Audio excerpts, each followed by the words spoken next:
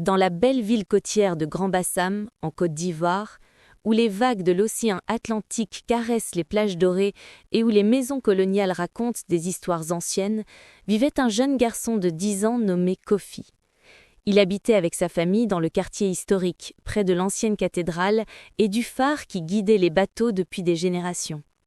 Kofi adorait observer le ciel nocturne depuis la terrasse de sa maison, comptant les étoiles et admirant la lune qui brillait comme une perle argentée au-dessus de l'océan. Mais une nuit extraordinaire allait changer sa vie pour toujours.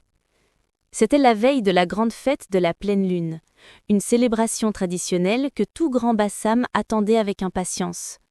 Selon la légende, chaque année, lors de cette nuit spéciale, la lune apportait des bénédictions aux habitants de la ville.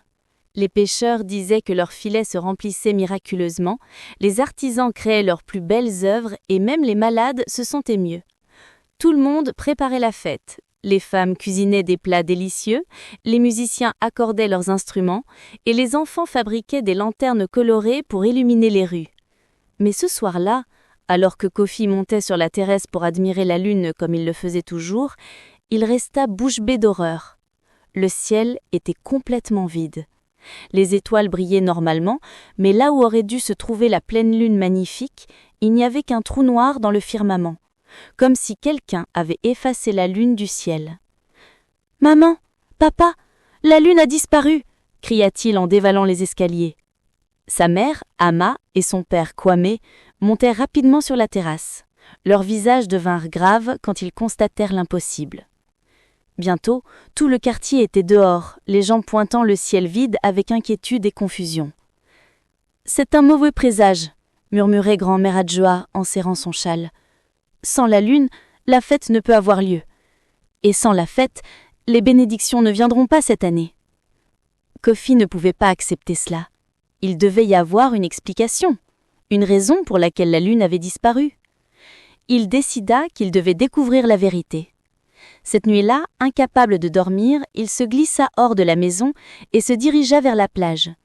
L'océan semblait étrangement calme, presque immobile, comme s'il attendait lui aussi le retour de la lune.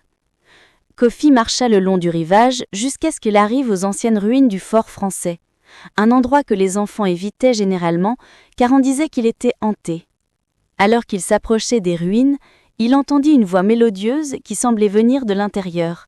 C'était un chant étrange, dans une langue qu'il ne reconnaissait pas, mais qui lui donna la chair de poule. Rassemblant son courage, Kofi entra prudemment dans les ruines.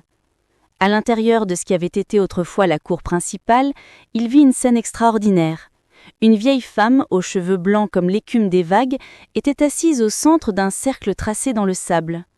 Elle portait une robe tissée de fils argentés qui brillait dans l'obscurité.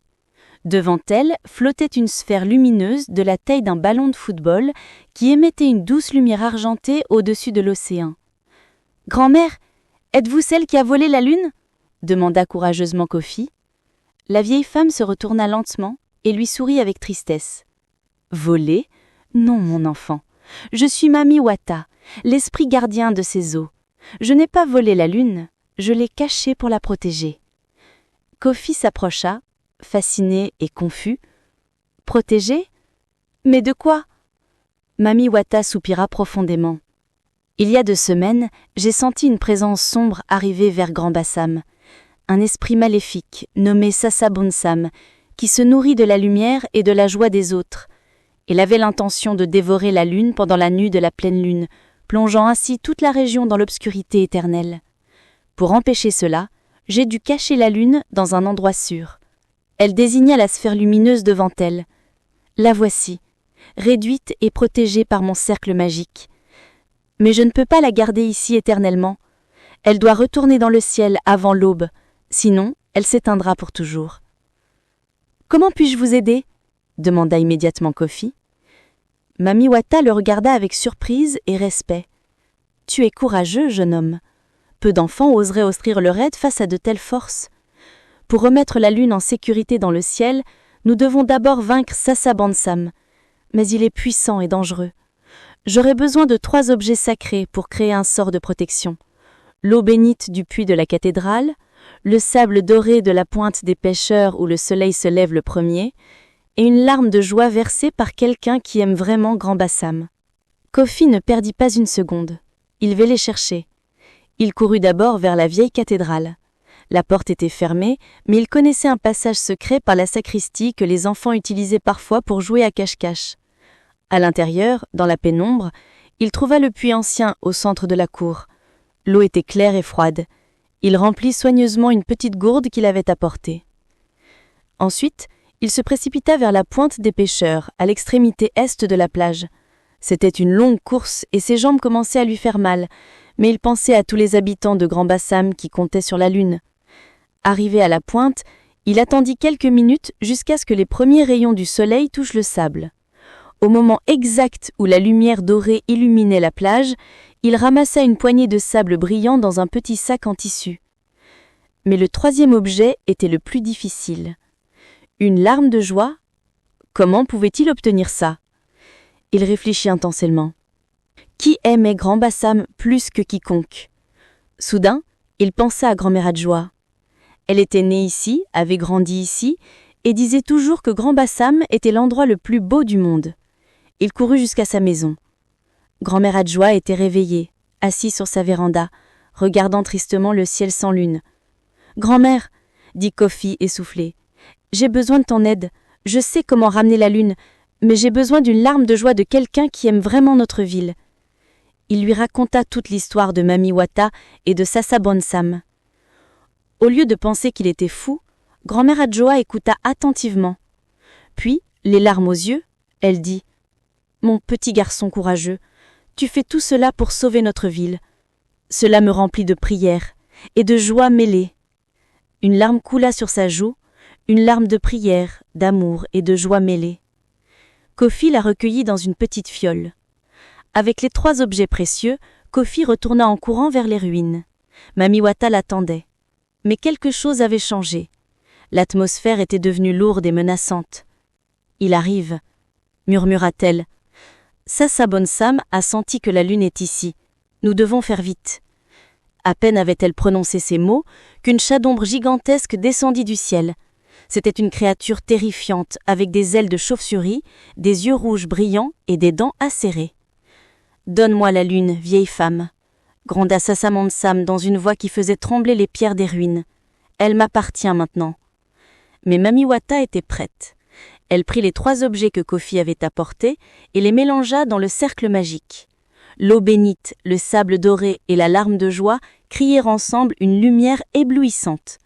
Elle prononça des paroles anciennes dans la langue des esprits et le cercle de protection s'agrandit, englobant à la fois la petite lune, Kofi et elle-même.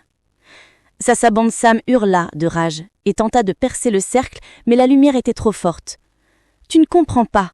cria Mami Wata. « La lune n'est pas juste une lumière dans le ciel. Elle représente l'espoir, la joie et la communauté. Ces 3 objets contiennent l'essence même de Grand Bassam, la foi, la beauté naturelle et l'amour des habitants de leur ville. Tu ne peux pas vaincre cela. » La créature essaya encore et encore de briser la protection, mais à chaque tentative, elle devenait plus faible. Finalement, réalisant qu'elle ne pouvait pas gagner, Sasa Bonsam s'envola dans un cri de défaite, disparaissant dans la nuit. Mami Wata sourit avec soulagement. « C'est fini. Grâce à ton courage et ta détermination, Kofi, la lune peut retourner à sa place. » Elle prit la sphère lumineuse dans ses mains et la lança vers le ciel. La petite lune grandit en s'élevant, devenant de plus en plus brillante, jusqu'à ce qu'elle reprenne sa taille normale et sa place dans le firmament. La lumière argentée inonda immédiatement Grand Bassam et un cri de joie collectif s'éleva de toute la ville. Les gens sortirent de leur maison, applaudissant et chantant en voyant leur lune bien-aimée revenue.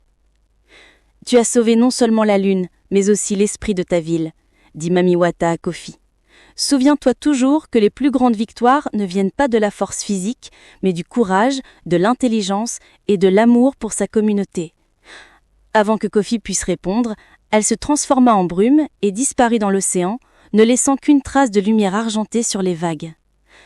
Kofi retourna chez lui, où sa famille l'attendait avec inquiétude. Quand il leur raconta son aventure, ils eurent du mal à le croire au début. Mais grand-mère Adjoa confirma l'histoire, et bientôt tout le village sentit qu'un jeune héros avait sauvé la lune. La fête de la pleine lune fut la plus magnifique jamais célébrée à Grand Bassam. Les lanternes brillaient, la musique résonnait et les gens dansaient jusqu'à l'aube. Des années plus tard, devenu un homme respecté, Kofi racontait souvent l'histoire de la nuit où la lune avait disparu. Il l'utilisait pour enseigner aux enfants que même les plus jeunes peuvent faire une grande différence quand ils ont du courage et qu'ils agissent pour le bien de leur communauté. Et chaque fois qu'il regardait la pleine lune briller au-dessus de l'océan Atlantique, il souriait en se souvenant de Mami Wata et de la nuit extraordinaire où un petit garçon de Grand Bassam avait sauvé la lumière du monde. Et si vous visitez Grand Bassam lors d'une nuit de pleine lune, regardez attentivement l'océan. Parfois, dit-on, on peut voir une silhouette argentée danser sur les vagues, une femme aux cheveux blancs qui veille toujours sur la ville et sa précieuse lune.